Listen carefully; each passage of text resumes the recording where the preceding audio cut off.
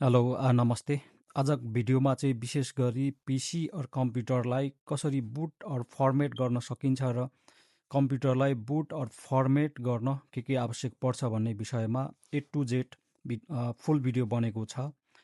यदि तपाईहरुले हेर्नुभयो भने फर्स्टदेखि लास्टसम्म हेर्नुहोला र भिडियोलाई like, comment, follow and subscribe गर्न पनि नभुल्नुहोला भन्दै भिडियोलाई स्टार्ट गर्न चाहन्छु। कम्प्युटरलाई फर्मेट और बुट गर्नको लागि चाहिँ हामीसँग बुटेबल पेन ड्राइभको आवश्यक पर्छ। त्यसको लागि नम्बर 1 मा हामीसँग फिजिकल्ली एटलिस्ट 8 GB भन्दा माथिको USB ड्राइभ और पेन ड्राइभ हुनुपर्छ। जुन पेन ड्राइभलाई बुटेबल बनाउनको लागि हामी रुफस टुलको युज गर्छौं र त्यसपछि हामीलाई कम्पलसरी विन्डोज आइएसओ फाइलको आवश्यक पर्छ। त्यसको लागि हामी गुगल क्रोममा जान्छौं र आइसकेपछि हामी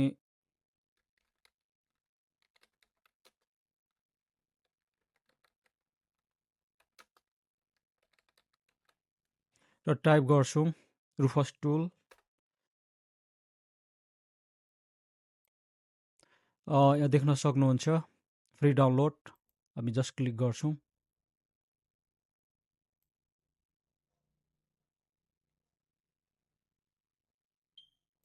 र देख्न सक्नुहुन्छ फ्री डाउनलोड फर विन्डोज।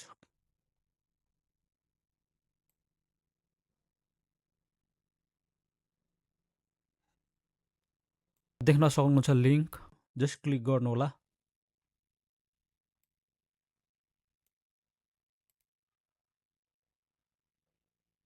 यहाँ देख्न सक्नुहुन्छ डाउनलोड भइसकेको छ र यसलाई म मेरो डेस्कटपमा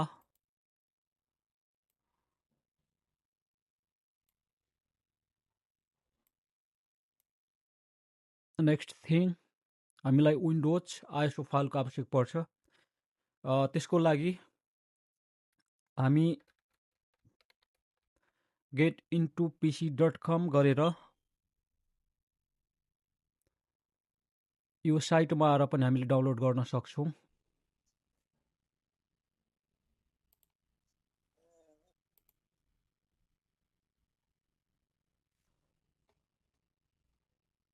यहाँ देख्न सक्नुहुन्छ विन्डोज 10 को आइएसओ फाइल र तपाईले जस्ट 1 क्लिक गर्नुभयो भने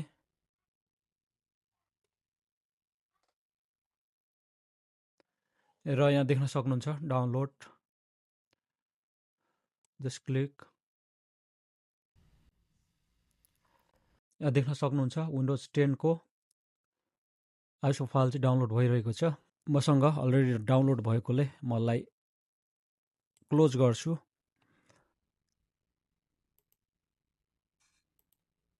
र हामीले अर्को साइटबाट पनि विन्डोज आइएसओ फाइललाई इजिली डाउनलोड गर्न सकिन्छ। त्यसको लागि फेरि गुगल क्रोमलाई ओपन गर्छौं। गरिसकेपछि हामी यहाँ मिडिया क्रिएसन टुल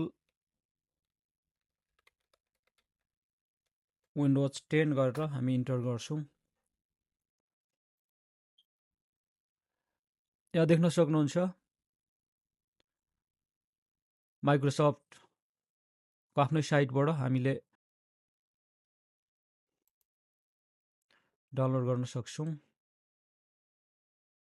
देख्न सक्नुहुन्छ अपडेट नाउ। हामी अपडेट नाउ गर्दैनौं र डाउनलोड नाउ गर्छौं।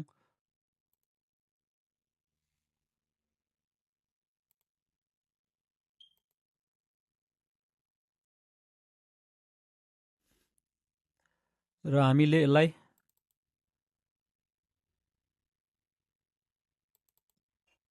ओपन गर्छौं।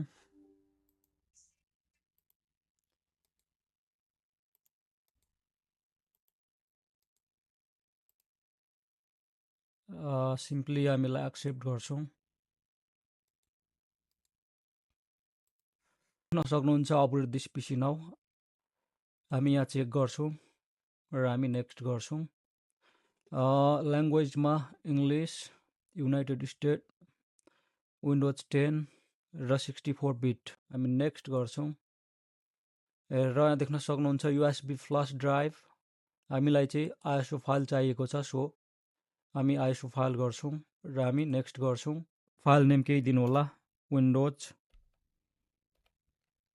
10 जस्ट विन्डोज 10 गर्छु म र यो फाइललाई कहाँ सेभ गर्ने भन्ने विषयमा डेस्कटपमा म सेभ गर्छु देख्न सक्नुहुन्छ हाम्रो विन्डोज 10 को ISO फाइल त्यसरी डाउनलोड भइरहेको छ म यसलाई स्टप गर्छु किनकि मसँग अलरेडी डाउनलोड छ कम्प्युटरलाई फर्मेट गर्नको लागि अर बुट गर्नको लागि चाहिँ हामीलाई बुटेबल पेन ड्राइभको आवश्यक पर्छ र पेन ड्राइभलाई बुटेबल बनाउनको लागि देख्न सक्नुहुन्छ मेरो रुफस टुल र विन्डोज 10 को ISO फाइल र यति भइसकेपछि USB ड्राइभलाई चाहिँ कम्प्युटरमा इन्सर्ट गर्नु होला देख्न सक्नुहुन्छ मेरो USB ड्राइभ चाहिँ कनेक्ट भइसकेको छ त्यसपछि हामी रुफस टुललाई हामी ओपन गर्छौँ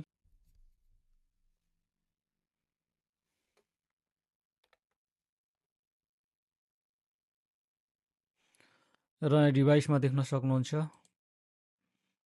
हाम्रो 64 GB को USB ड्राइभ र बुट सेलेक्सनमा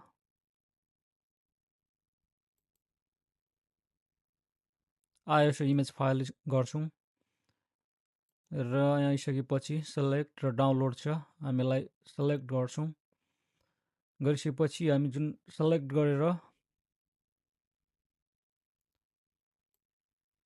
ISO फाइललाई विन्डोज ISO फाइल जुन डाउनलोड गरिरहेछौँ त्यसलाई सर्च गर्छौँ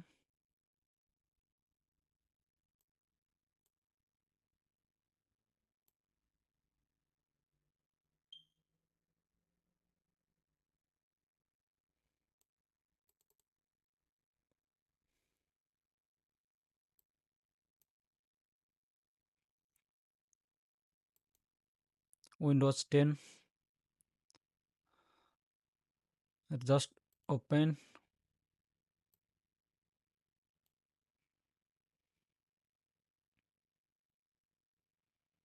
मेन थिङ पार्टिसन स्किममा चाहिँ हाम्रो एमबिआर र जिपिटी छ थोरै कन्फ्युज हुनुभयो भने चाहिँ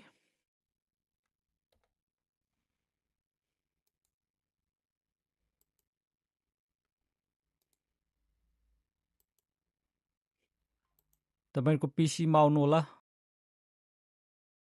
पीसीमा जस्ट राइट क्लिक गर्नु होला राइट क्लिक गरिसकेपछि म्यानेजमा जानु होला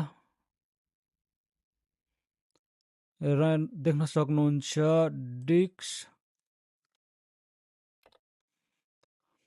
देख्न सक्नुहुन्छ डिस्क म्यानेजमेन्ट जस्ट क्लिक गरिसकेपछि डिस्क जिरोलाई चाहिँ जस्ट राइट क्लिक गर्नु होला र प्रोपर्टिजमा गइसकेपछि भोल्युम्सलाई जस्ट क्लिक गर्नु होला र पार्टिसन स्टाइल देख्न सक्नुहुन्छ जिपिटी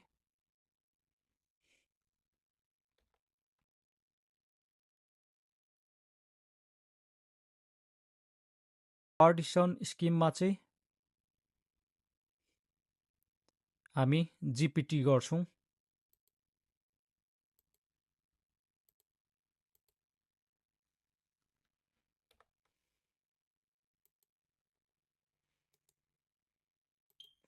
र म अर्को मेथडबाट पनि तपाईहरुलाई म देखाउने छु त्यसको लागि किबोर्डमा जानु होला किबोर्डमा गइसकेपछि विन की र आर लाई सेम टाइम प्रेस गर्नु होला र सिएमडी टाइप गरेर जस्ट इन्टर गर्नुहोस् हामी यहाँ चाहिँ डिस्क पार्ट टाइप गर्छौं र इन्टर गर्छौं यस गर्छौं र हामी यहाँ लिस्ट डिस्क टाइप गरेर इन्टर गर्छौं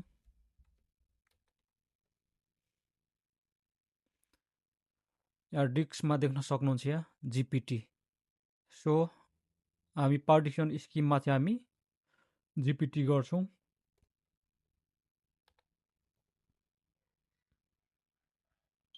टार्गेट सिस्टममा हामीले चेन्ज गरिराख्नु आवश्यक छैन किनकि अटो चेन्ज हुन्छ, देख्न सक्नुहुन्छ। हामी जिपिटी गर्छौँ, अटो चेन्ज भइसकेको छ। र यहाँ देख्न सक्नुहुन्छ भोल्युम लेभलमा चाहिँ तपाईँले यत्तिकै छोड्न पनि सक्नुहुन्छ, अर विन्डोज 10 र फाइल सिस्टममा एनटिएफएस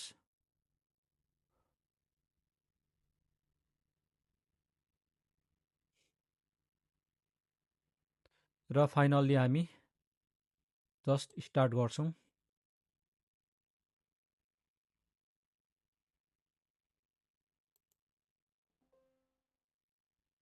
okay okay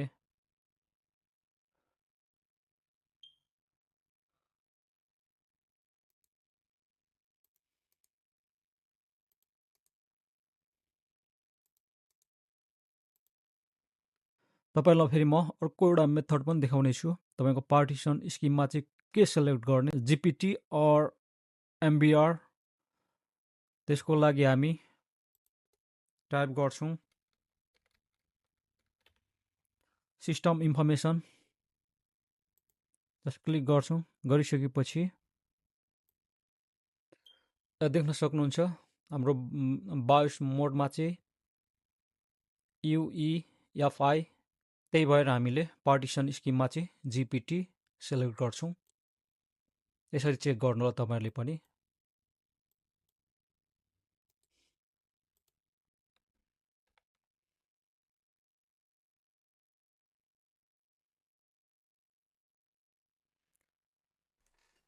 finally successfully complete भएको छ र हामीलाई क्लोज गर्छौँ। कम्प्युटरलाई फर्मेट गर्नको लागि चाहिँ हाम्रो बुटेबल पेन ड्राइभ एकदम रेडी भइसकेको छ र हामी यसलाई कम्प्युटरमा इन्सर्ट गर्छौँ र हामी कम्प्युटरलाई स्टार्ट गर्छौँ। कम्प्युटर स्टार्ट गरिसकेपछि बुट कीलाई प्रेस गर्छौँ। देख्न सक्नुहुन्छ बुट मेनु खुलेको छ। बुट डिभाइस अप्सनको लागि हामी F9 प्रेस गर्छौँ। त्यसपछि हामी हाम्रो हार्ड ड्राइभलाई सेलेक्ट गर्छौँ। यो चाहिँ हाम्रो हार्ड ड्राइभ हो। त्यसपछि हामी जस्ट इन्टर गर्छौँ। त्यसपछि नेक्स्ट, इन्स्टल नाउ हामी जस्ट चेक गर्छौँ र नेक्स्ट गर्छौँ। कस्टममा क्लिक गर्छौँ, यसलाई डिलिट गर्छौँ। ओके, यसलाई पनि डिलिट गर्छौँ र यसलाई पनि म एकचोटि डिलिट गरिदिन्छु।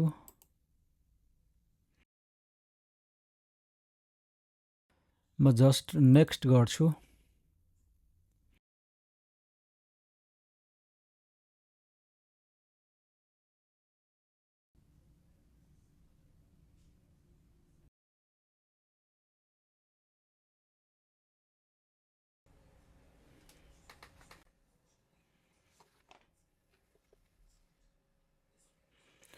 र तपाईसँग इन्टरनेट छ भने वाइफाई कनेक्ट गर्नु होला, यदि छैन भने आई डोन्ट ह्याभ इन्टरनेट गर्नु होला। इन्टरनेटलाई कनेक्ट गर्दिन र आई डोन्ट ह्याभ इन्टरनेट गर्छु। Just so you know, connecting to a network now could save you some time later. If you want to get that out of the way, choose yes.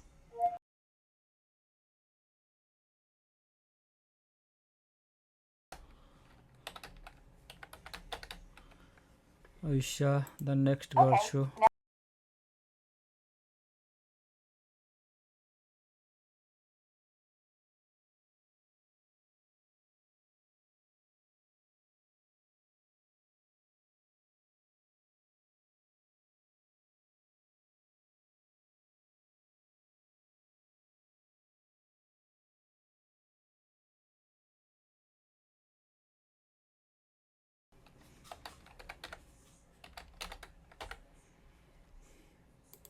Now for the second one.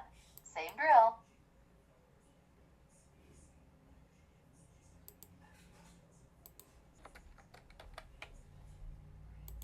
Third one's a charm. Choose your last question, type the answer.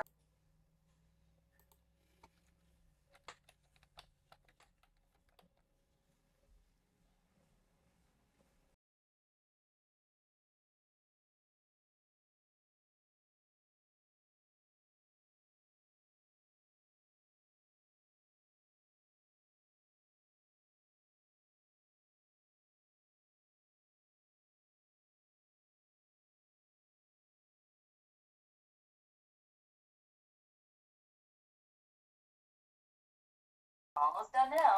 We just need to get a few more things polished up for you, and Windows will be all yours. Looking forward to helping out.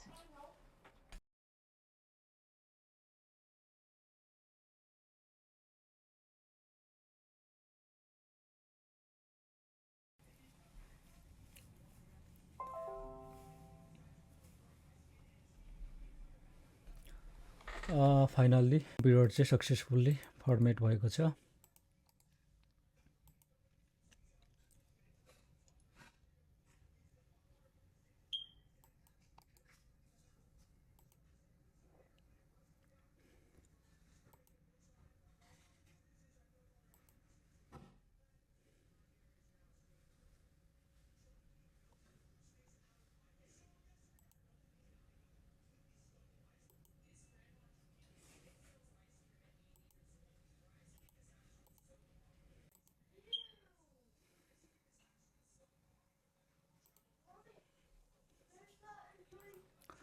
तपाईहरुले पनि यसरी नै कम्प्युटरलाई boot or format गर्न सक्नुहुन्छ।